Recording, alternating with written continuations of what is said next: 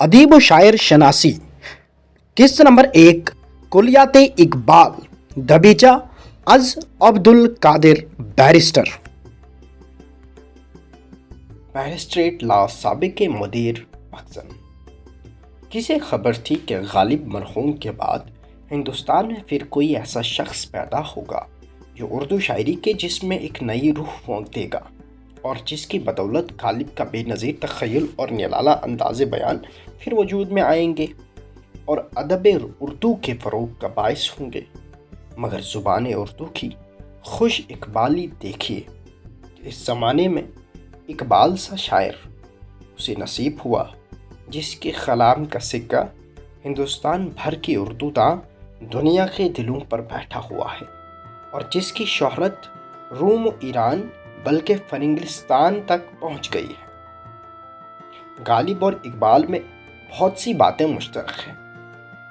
اگر میں تناسب کا قائل ہوتا تو ضرور کہتا کہ مرزا اسد اللہ خان غالب کو اردو اور فارسی کی شاعری سے جو عشق تھا اس نے ان کی روح کو عدم میں جا کر بھی چین نہ لینے دیا اور مجبور کیا کہ وہ پھر کسی جست خاکی میں جلوہ افروز ہو کر شاعری کے چمن کی آبیاری کرے، اور اس نے پنجاب کے ایک گوشہ میں جسے سیال کوٹ کہتے ہیں دوبارہ جنم لیا اور محمد اقبال نام پایا۔ جب شیخ محمد اقبال کے والد بزرگوار اور ان کی پیاری ماں ان کا نام تجویز کر رہے ہوں گے تو قبول عام کا وقت ہوگا، قبول عام دعا کا وقت ہوگا۔ ان کا دیا ہوا نام اپنے پورے معنی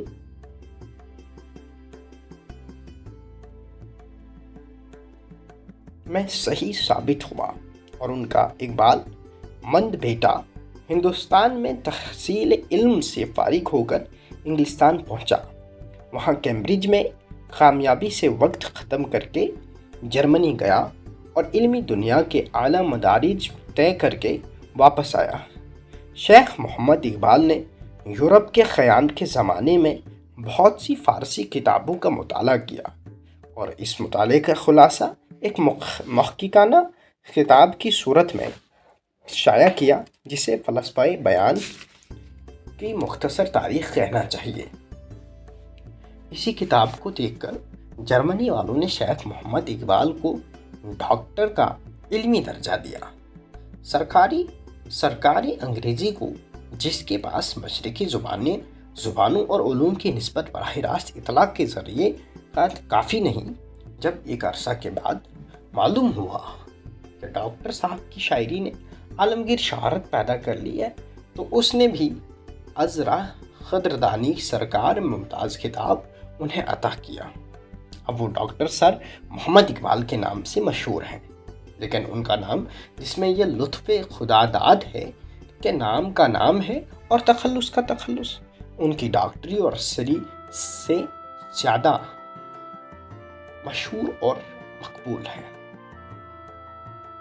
سیالکوٹ میں ایک کالج ہے جس میں علماء سلف کی یادگار اور ان کے نقش قدم پر چلنے والے ایک بزرگ مولوی سید میر حسن صاحب علوم مشرقی کا درس دیتے ہیں۔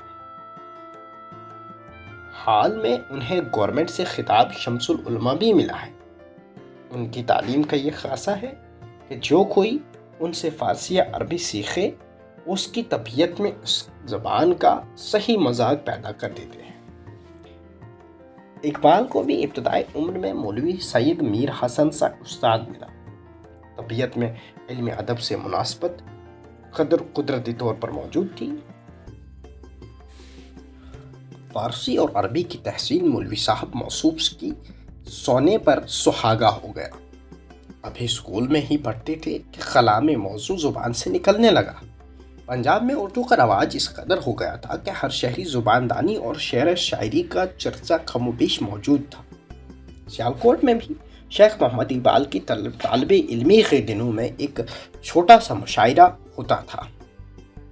اس کے لیے اقبال نے کبھی کبھی غزل لکھنی شروع کر دی۔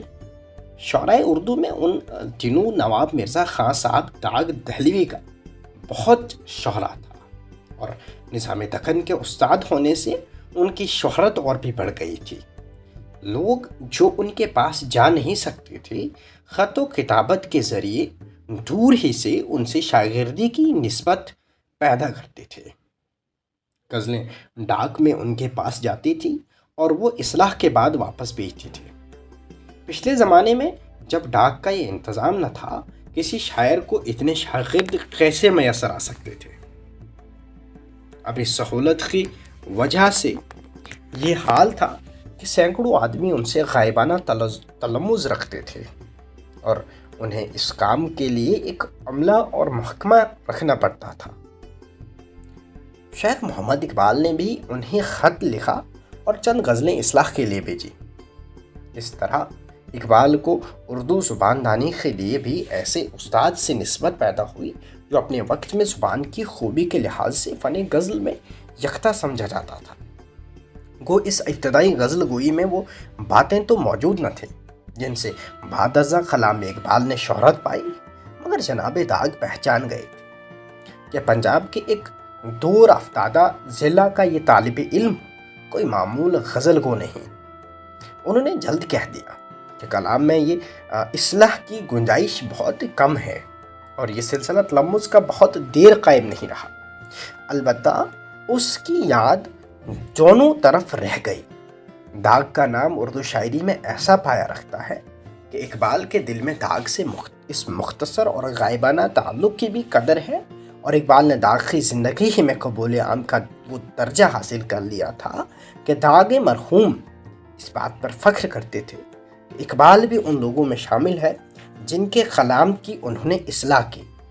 مجھے خود دکن میں ان سے ملنے کا اتفاق ہوا اور میں نے خود ایسے فخریہ کلمات ان کی زبان سے سنے۔ سیالکوٹ کے کالج میں FA کے درجہ تک تعلیم تھی۔ BA کے لیے شیخ محمد اقبال کو لاہور آنا پڑا۔ انہیں علم فلسفہ کی تحصیل کا شوق تھا اور انہیں لاہور کے اساتذہ میں ایک نہایت شفیق استاد ملا جس نے فلسفہ کے ساتھ ان کی مناسبت دیکھ کر انہیں خاص توجہ سے پڑھانا شروع کیا۔ پروفیسر آرنلڈ صاحب جو اب سر مس آرنلڈ ہو گئے ہیں اور انگلستان میں مقیم ہیں، غیر معمولی قابلیت کے شخص ہیں۔ قوت تحریر ان کی بہت اچھی ہے اور وہ علمی جستجو اور تلاش کے طریقے جدید سے خوب واقف ہے۔ انہوں نے چاہا کہ اپنے شاگرد کو اپنے مذاق اور اپنے طرز عمل سے حصہ دے اور وہ اس ارادہ میں بہت کچھ کامیاب ہوئے۔ پہلے انہوں نے علی گڑھ کالج کی پروفیسری کے زمانے میں اپنے دوست مولانا شبلی مرحوم کے مذاق علمی کے پختہ کرنے میں کامیابی حاصل کی تھی۔ اب انہیں یہاں ایک اور جوہر قابل نظر آیا جس کے چمکانے کی آرزو ان کے دل میں پیدا ہوئی، اور جو دوستی اور محبت استاد اور شاگرد میں پہلے دن سے پیدا ہوئی وہ آخر شاگرد کو استاد کے پیچھے پیچھے انگلستان لے گئی اور وہاں یہ رشتہ اور بھی مضبوط ہو گیا اور آج تک قائم ہے۔ آرنلڈ خوش ہے کہ میری محنت ٹھکانے لگی اور میرا شاگرد علمی دنیا میں میرے لیے بھی باعث شہرت افزائی ہوا، اور اقبال معترف ہے کہ جس مذاق کی بنیاد سر سید میر حسن نے معاف کیجیے جس مذاق کی بنیاد سید میر حسن نے ڈالی تھی اور جس درمیان میں داغ کے غائبانہ تعارف نے بڑھایا تھا، اس کے آخری مرحلے میں آرنلڈ کی شفیقانہ رہبری سے طے ہوئے۔ اقبال کو اپنی علمی منازل طے کرنے میں اچھے رہبر ملے اور بڑے بڑے علماء سے سابقہ پڑھا۔ ان لوگوں میں کینبرج یونیورسٹی کے ڈاکٹر میگ لیگریٹ، براؤن، نکلسن اور سارلی قابل ذکر ہیں۔ پروفیسر نکلسن جو ہمارے شکریہ کے خاص طور پر مستحق ہیں کیونکہ انہوں نے اقبال کی مشہور فارسی نظم اسرار خودی کا انگریزی ترجمہ کر کے اور اس پر دیباچہ اور حواشی لکھ کر یورپ اور امریکہ کو اقبال سے روشناس کرایا۔ اس طرح ہندوستان کی علمی دنیا میں جتنے ناہموار اس زمانے میں موجود تھے نامور جتنے نامور اس زمانے میں موجود تھے، مثلا مولانا شبلی مرحوم، مولانا الطاف حسین حالی مرحوم، اکبر الہ آبادی مرحوم، سب سے اقبال کی ملاقات اور خط کتابت رہی، اور ان کے اثرات اقبال کے کلام پر اور اقبال کا اثر ان کی طبع پر پڑتا رہا۔ مولانا شبلی نے بہت سے خطوط میں اور حضرت اکبر نے نہ صرف خطوں میں بلکہ بہت سے اشعار میں اقبال کے کمال کا اعتراف کیا ہے، اور اقبال نے اپنی نظم میں ان باکمالوں کی جا بجا تعریف کی ہے۔ ابتدائی مشق کے دنوں کو چھوڑ کر اقبال کا اردو کلام 20ویں صدی کے آغاز سے کچھ پہلے شروع ہوتا ہے۔ 1901 عیسوی سے غالباً 2-3 سال پہلے میں نے انہیں پہلی مرتبہ لاہور کی ایک مشاعرہ میں دیکھا۔ اس بزم میں ان کو ان کے چند ہم جماعت کھینچ لے کر آئے تھے، تو انہوں نے کہہ سن کر ایک غزل بھی پڑھی۔ اس وقت تک لاہور میں لوگ اقبال سے واقف نہ تھے۔ چھوٹی سی غزل تھی، سادہ سے الفاظ، زمین بھی مشکل نہ تھی، مگر کلام میں شوخی اور بے ساختہ پن موجود تھا۔ بہت پسند کی گئی۔ اس کے بعد 2-3 مرتبہ پھر اسی مشاعرے میں انہوں نے غزلیں پڑھی، اور لوگوں کو معلوم ہوا کہ ایک ہونہار شاعر میدان میں آیا ہے۔ مگر یہ شہرت پہلے لاہور کے کالجوں کے طلباء اور بعض ایسے لوگوں تک محدود رہی جو تعلیمی مشاغل سے تعلق رکھتے تھے۔ اتنے میں ایک ادبی مجلس قائم ہوئی جس میں مشاعر شریک ہونے لگے، اور لوگوں اور نظم و نثر کے مضامین کی اس میں مانگ ہوئی۔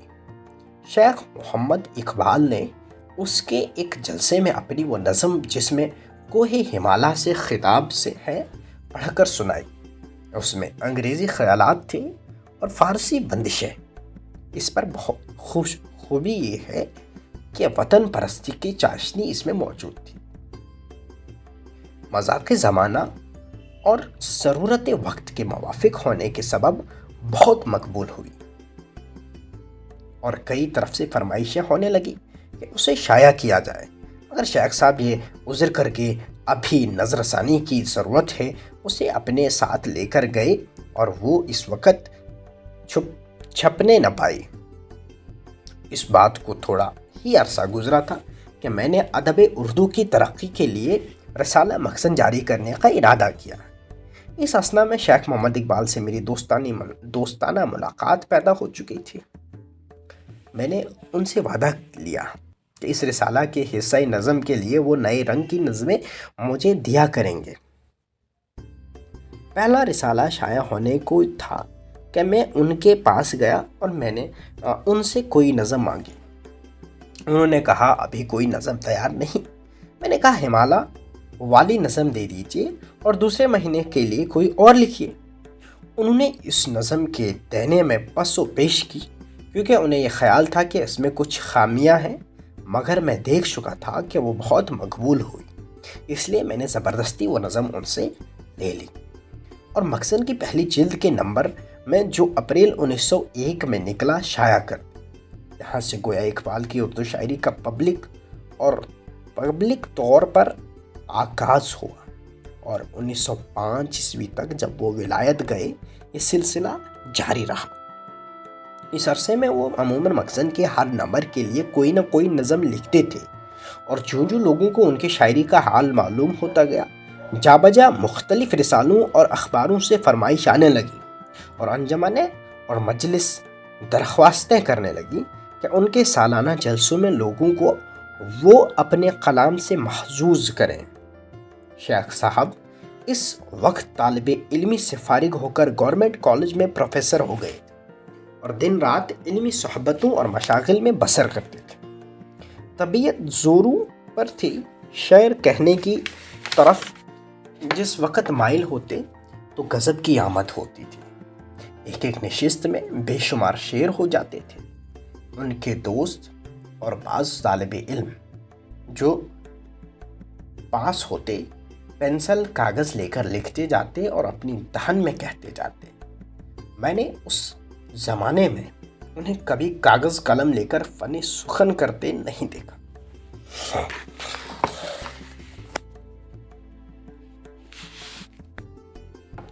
اور وہ اپنی دھن میں کہتے جاتے ہیں۔ موضوع الفاظ کا ایک دریا بہتا یا چشمہ ابلتا معلوم ہوتا تھا۔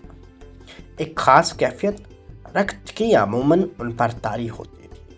اپنے اشعار سرمیلے آواز میں ترنم سے پڑھتے تھے، خود وجد کرتے اور دوسروں کو وجد میں لاتے تھے۔ یہ عجیب خصوصیت ہے کہ حافظہ ایسا پایا ہے کہ جتنے شعر اس طرح زبان سے نکلیں، اگر وہ ایک مسلسل نظم کے ہوں تو سب کے سب دوسرے وقت اور دوسرے دن اسی ترتیب سے حافظے میں محفوظ ہوتے ہیں جس ترتیب سے وہ کہے گئے تھے، اور درمیان میں خود وہ انہیں قلم بند بھی نہیں کرتے۔ مجھے بہت سے شعراء کی ہم نشینی کا موقع ملا ہے اور بعض کو میں نے شعر کہتے بھی دیکھا اور سنا ہے، مگر یہ رنگ کسی اور میں نہیں دیکھا۔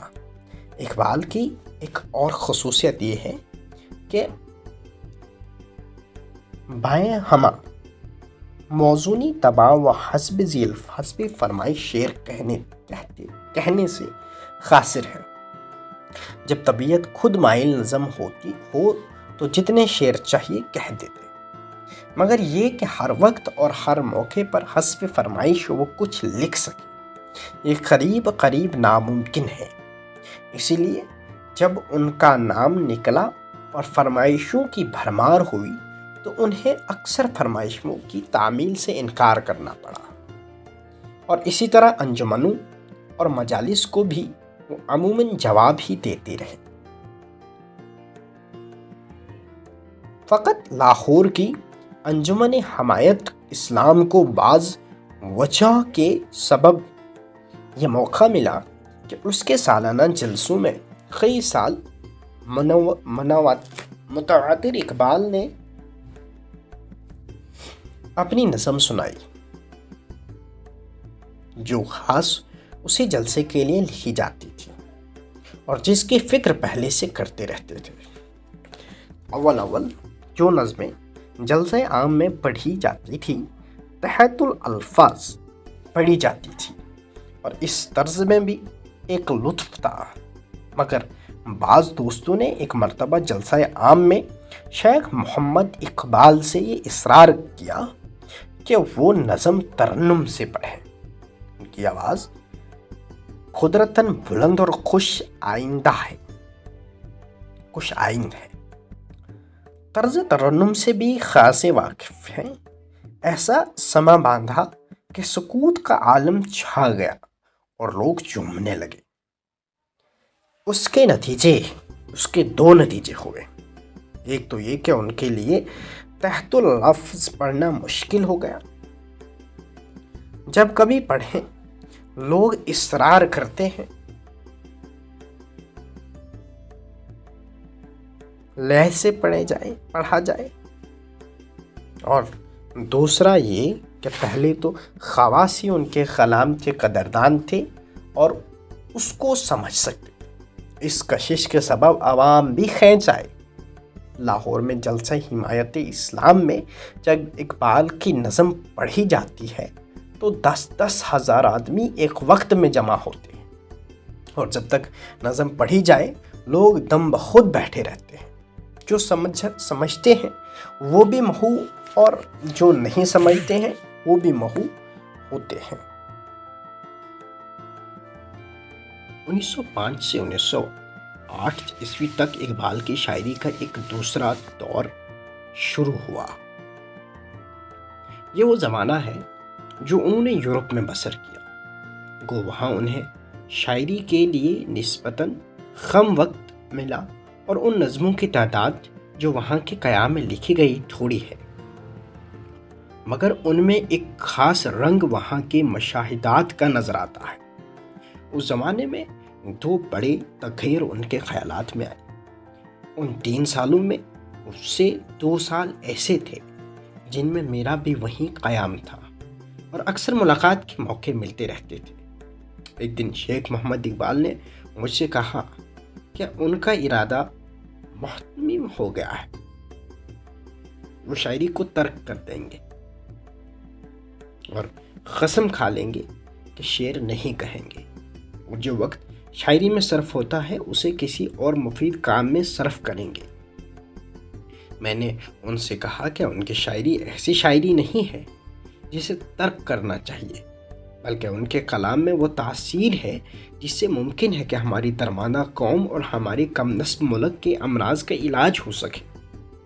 اس لیے ایسی مفید خدا داد طاقت کو بیکار کرنا درست نہ ہوگا۔ شیخ صاحب کو قائل ہوتے کچھ نہ ہوئے اور یہ قرار پایا کہ آرنلڈ صاحب کی رائے پر آخری فیصلہ چھوڑا جائے۔ اگر وہ مجھ سے اتفاق کریں تو شیخ صاحب اپنے ارادہ ترک شعر کو بدل دیں گے، اور اگر وہ شیخ صاحب سے اتفاق کریں تو ترک شعر اختیار کیا جائے۔ میں سمجھتا ہوں کہ علمی دنیا کی خوش قسمتی تھی کہ آرنلڈ صاحب نے مجھ سے اتفاق رائے کیا، اور فیصلہ یہی ہوا کہ اقبال کے لیے شاعری کو چھوڑنا جائز نہیں، اور جو وقت وہ اس شغل کی نظر کرتے ہیں وہ ان کے لیے بھی مفید ہے اور ان کے ملک و قوم کے لیے بھی مفید ہے۔ ایک تغیر جو ہمارے شاعر کی طبیعت میں آیا تھا اس کا تو یوں خاتمہ ہوا، مگر دوسرا تغیر ایک چھوٹے سے آغاز سے ایک بڑے انجام تک پہنچا۔ یعنی اقبال کی شاعری نے فارسی زبان کو اردو زبان کی جگہ اپنا ذریعہ اظہار بنا لیا تھا۔ فارسی میں شعر کہنے کی رغبت اقبال کی طبیعت میں کئی اسباب سے پیدا ہوئی، اور میں سمجھتا ہوں کہ انہوں نے اپنی کتاب حالات تصوف کے متعلق لکھنے کے لیے جو خطب بینی کی اس کو بھی ضرور اس تغیر مذاق میں دخل ہوگا۔ اس کے علاوہ جوں ان کا مطالعہ علم فلسفہ کے متعلق گہرا ہوتا گیا اور تحقیق خیالات کے اظہار کو جی چاہا، تو انہوں نے دیکھا کہ فارسی کے مقابلے میں اردو کا سرمایہ بہت کم ہے، اور فارسی میں کئی فقرے اور جملے سانچے میں ڈھلے ہوئے ایسے ملتے ہیں جن کے مطابق اردو میں فقرے ڈھالنے آسان نہیں، اس لیے وہ فارسی کی طرف مائل ہو گئے۔ مگر بظاہر جس چھوٹے سے واقعہ سے ان کی فارسی گوئی کی ابتدا ہوئی ہے وہ یہ ہے کہ ایک مرتبہ وہ ایک دوست کے ہاں مدعو تھے، جہاں ان سے فارسی اشعار پر سنانے کی فرمائش ہوئی اور پوچھا گیا کہ وہ فارسی شعر بھی کہتے ہیں یا نہیں۔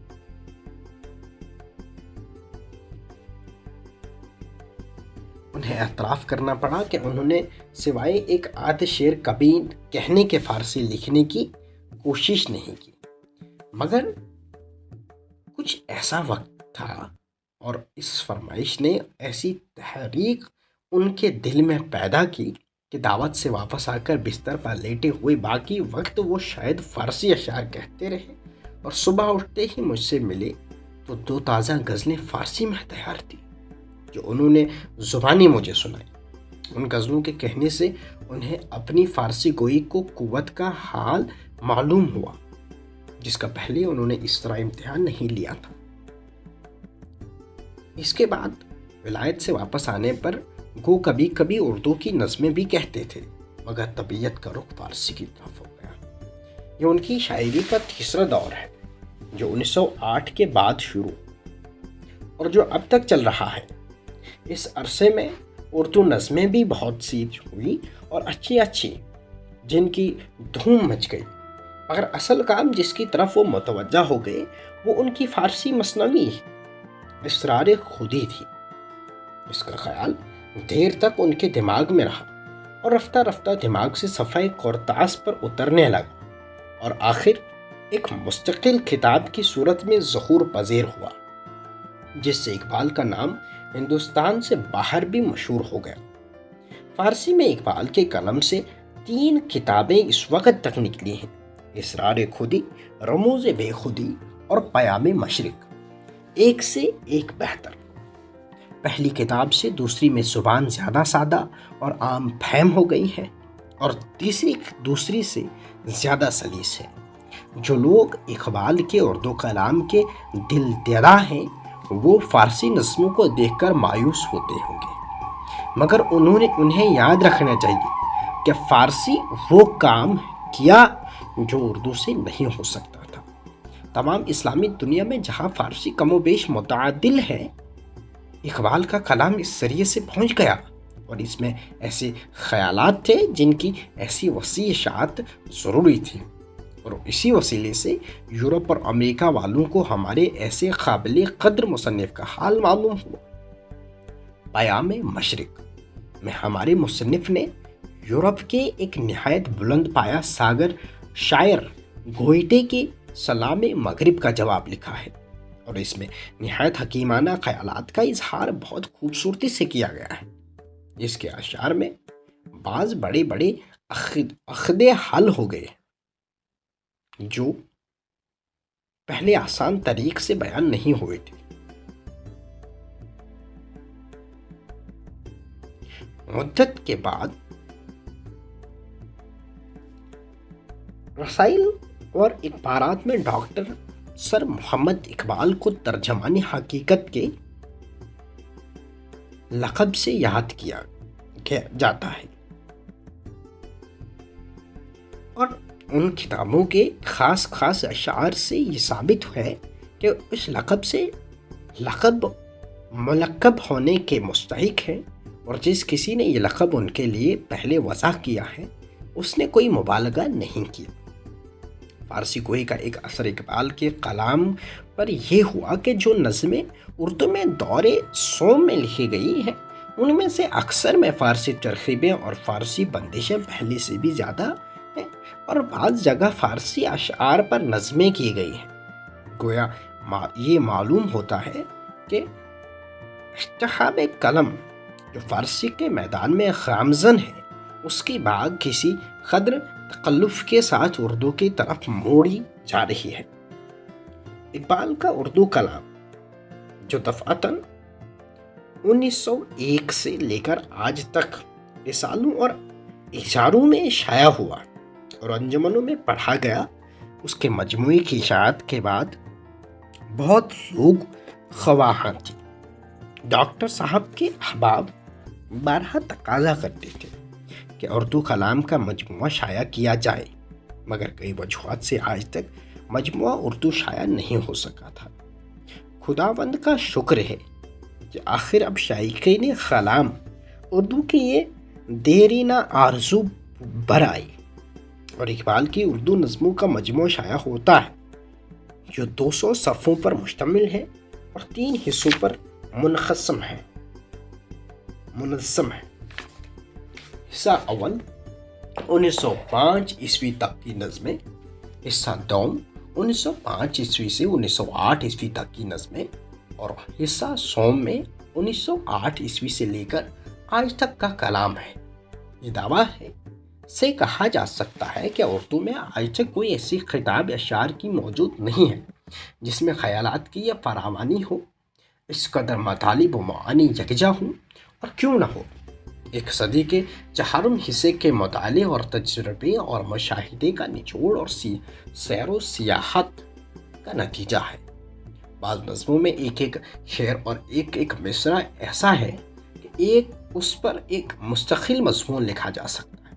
یہ مختصر سا مضمون جو بطور دبیچہ لکھا گیا ہے، اس میں مختلف نظموں کی تنقید یا مختلف اوقات کی نظموں کے باہم مقابلہ گنجائش نہیں ہے، اس لیے اگر ہو سکا تو میں کوئی اور موقع تلاش کروں گا۔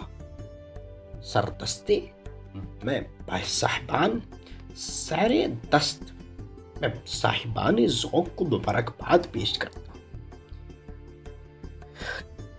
کہ اردو کلیات اقبال ان کے سامنے رسالوں اور گلدستوں کے اوروا کے پریشاں سے نکل کر ایک مجموعہ دلپذیر کی شکل میں جلوہ گر ہے، اور امید ہے کہ جو لوگ مدت سے اس کلام کو یکجا دیکھنے کے مشتاق تھے وہ اس مجموعہ کو شوق کی نگاہوں سے دیکھیں گے اور دل سے اس کی قدر کریں گے۔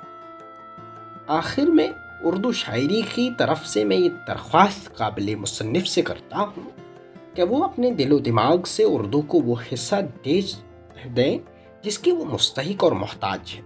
خود انہوں نے غالب کی تعریف میں چند بند لکھے جن میں ایک شعر میں اردو کی حالت کا صحیح نقشہ کھینچا ہے۔ قیسوئے اردو ابھی منت پذیر شانہ ہے، شمع سودائی دل سوزائی پروانہ ہے۔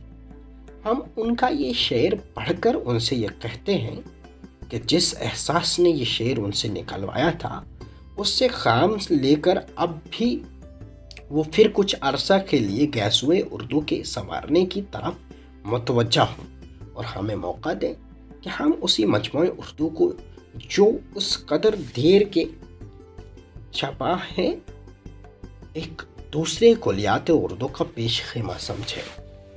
فہرست منظومات کلیات اقبال، دیکھ کر رنگی چمن ہونا پریشان مالی، کو کبے گنجا سے شاخیں ہیں چمکنے والی۔ عبدالقادر۔ ہم عصر اقبال، مصاحب اقبال، رفیق اقبال، دوست اقبال۔